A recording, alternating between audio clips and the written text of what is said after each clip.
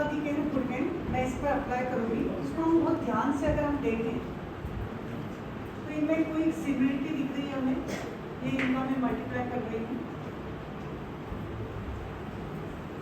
इसमें क्या चीज़ दिख रही है हमें कि हमारे जो यूनिट प्लेस पर जो है उनका सम हमें 10 दिख रहा है। देखिए 3 और 7 10 होगा, और जो हमारा जो 10th प्लेस पर जो है वो 7 डिजिट है।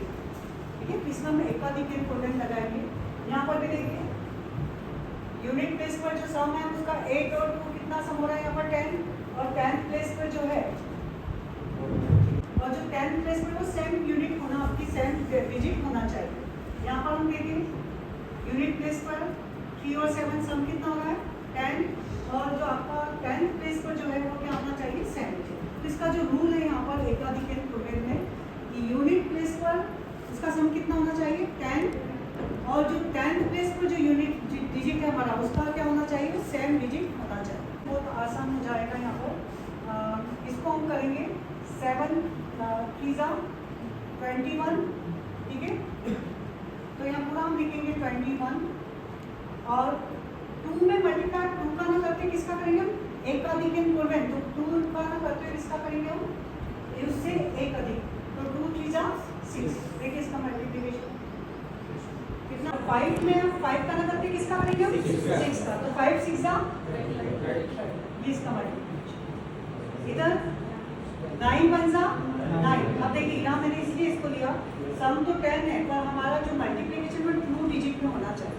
किस होना चाहिए 2, तो 2 डिजिट में बनाने के लिए 9 1 9 हमारा मैथ्स कहता है 2 डिजिट में आगे हम 0 कर दें तो उसकी वैल्यू वही की वही रहती है। तो यहाँ 9 का लिखते हुए क्या लिखेंगे हम 0 9, इसका बस ये ध्यान रखेंगे। और 6 का 6 में किसका करेंगे हम 6 7 सा, हाँ 6 7 सा कितना बोला 40 और 7 3 सा एंड 7 क्या करेंगे 7 8 सा, 7 8 सा ये आपके। तो क्या इसमें लगा हमारा रूल क्या था, यूनिट प्लेस का सम कितना होना चाहिए 10, और जो आपका 10th प्लेस है वो क्या होना चाहिए 7।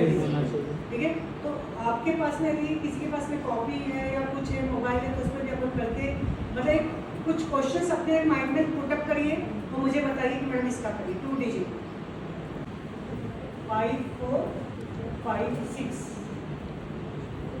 6 4 सा कितना लिखे एंड 5 का किसमें होगा 5 6 सा इसका। अगर मैं करूँ 9 1 तो 9 1 9 लिखेंगे कि 0 9, ध्यान रखिए कि इसमें हमें 2 डिजिट पे कितना भी होगा 0 9, और 9 में किसका मल्टीप्लाई हो जाएगा। तो ये रूल आपको सर एकाधिक गुणन, तो अब भी इसको ये माइंड में रहना चाहिए क्योंकि वैदिक मैथ्स है बहुत सरल, और ये कहाँ कहाँ अप्लाई होता है उसके रूल्स रेगुलेशन।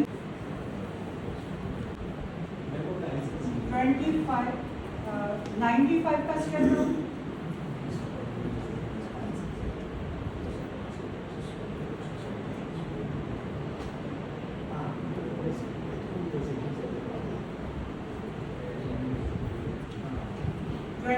का स्टेप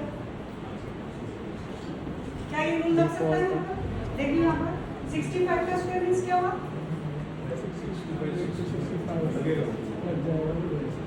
तो जिसके पीछे 5 है और उसका मुझे स्क्वायर निकालना, तो यहाँ भी वही रूल लगता है क्योंकि 5 + 5 10 होगा हमेशा, और आगे डिजिट क्या होगी हमें सेम ही मिलेगी। ठीक है, तो यहाँ पे इसका स्क्वायर क्या हो जाएगा 5 5 जा 24 एंड 6 का 6 7 जा 42। अब जैसे मुझे 95 का निकालना है तो क्या हो जाएगा, अब हम इतना ना करके डायरेक्ट निकालेंगे 95 का स्क्वायर क्या जाएगा 25, और 9 में किसका मल्टीप्लाई 10 का, तो 5 5 का 25 एंड 2 में किसका मल्टीप्लाई, तो ये हमारा 1 मतलब माइंड में जो यदि 5 है तो आपका जो लास्ट डिजिट है उसका सम कितना हो जाएगा 10, और जो सेकंड प्लेस पर जो है वो हमें क्या मिल रहा है 7 डिजिट। अब हम लेते हैं 12 का स्क्वायर ठीक है। अब 12 का स्क्वायर यदि हमें किसी भी 2 डिजिट का स्क्वायर करना है, अब यहाँ पर मेरा कोई रूल नहीं है कि किसके पीछे सम और क्या, ठीक है। 13 का स्क्वायर लेना है जैसे कुछ, ठीक है। 24 का स्क्वायर लेना है या 25 का ही लेना है। इसको कैसे करेंगे हम? 2 का स्क्वायर कितना हुआ? 4। अब इन दोनों का मल्टीप्लाई कर दीजिए और उसमें 2 का भी मल्टीप्लाई कर दीजिए।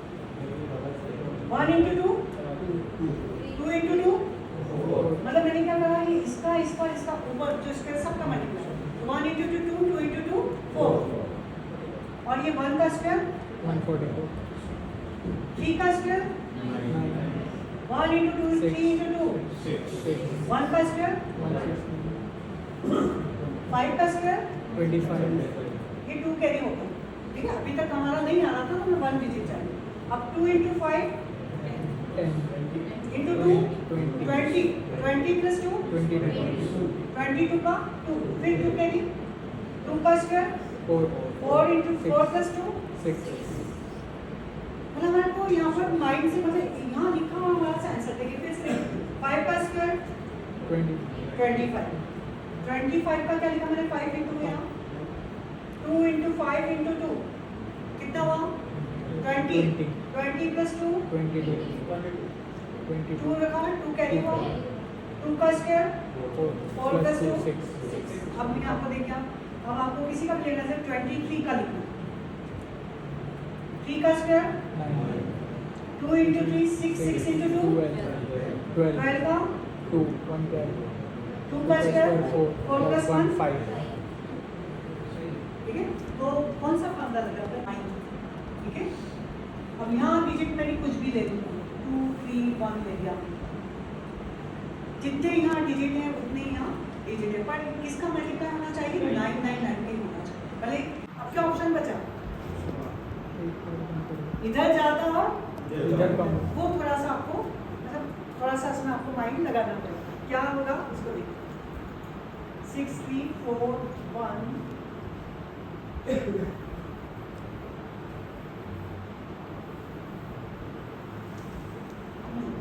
क्या कहते हैं यहाँ, एक तो न्यूटन कोऑर्डिनेट रहेगा फॉर्मूला, तो इससे एक कम लिख लेंगे तो क्या हो जाएगा ये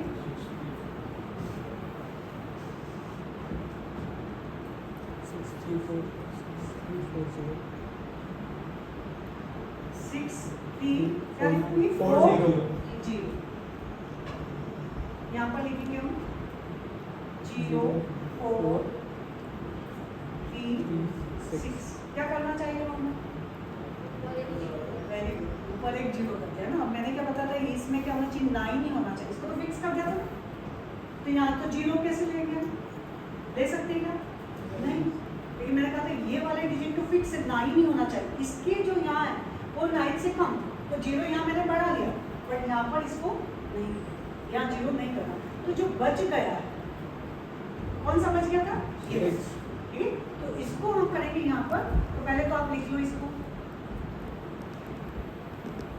9 में से 0 9 में से 4 5, 9 में से 3 6, और जो ये बच गया है इसको यहाँ करेंगे हम माइनस का, यहाँ पर लेंगे 6। ये जो बचा हुआ जो बोला जिसमें बचा हुआ जो अंक था मेरा वो मैंने कहाँ लिखा है, इसमें से माइनस, ठीक है। तो 40 में से 6 गया तो कितना बचा 30 6 3 6 3 3 4 6 5 6, देखो तो इसका आंसर यही आ रहा। तो क्या करना था इसमें समझ में आया, फिर से समझिए। एक न्यूटन कोऑर्डिनेट लिखा क्योंकि इसके डिजिट क्या थे हमारे, इस साइड क्या है ज्यादा है, यहाँ 0 नहीं करना है। क्यों नहीं करना, क्योंकि ये डिजिट क्या है मेरे 9 ही होना चाहिए। तो ये जो बचा है इसको यहाँ लिख लिया मैंने और फिर माइनस कर, तो क्या हो जाएगा 6 3, इसमें से माइनस करा 40 में से 6 गया तो 34, और ये आपको माइनस। इसी पैटर्न का एक बार और लेते हैं हम।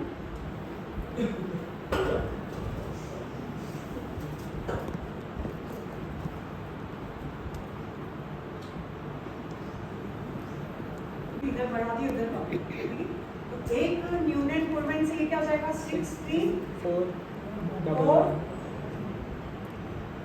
यहाँ से लिखेंगे तो क्या हो जाएगा 1 1 4 4, ठीक है। क्या लिखेंगे हम यहाँ पर? 2 2 कितने बच गए ये? 63 इसमें से क्या करेंगे यहाँ?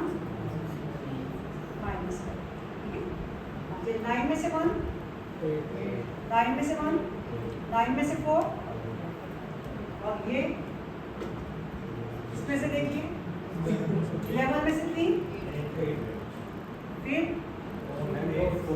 4, यहाँ 6 3 3 4 7 5। तो जो डिजिट आपके बच गए बस उन्हीं को यहाँ से क्या करना है आपको? माइनस करना। तो स्टेप क्लियर? तो और बच गए 3 हो गए। पहले क्या बताया था मैंने? दोनों तरफ सेम डिजिट, फिर एक तरफ कम एक तरफ कम इधर ज्यादा इधर कम, और इधर यदि ज्यादा इधर कम है तो ये जो बचे हुए नंबर है उसको दो बार आपको माइनस करना।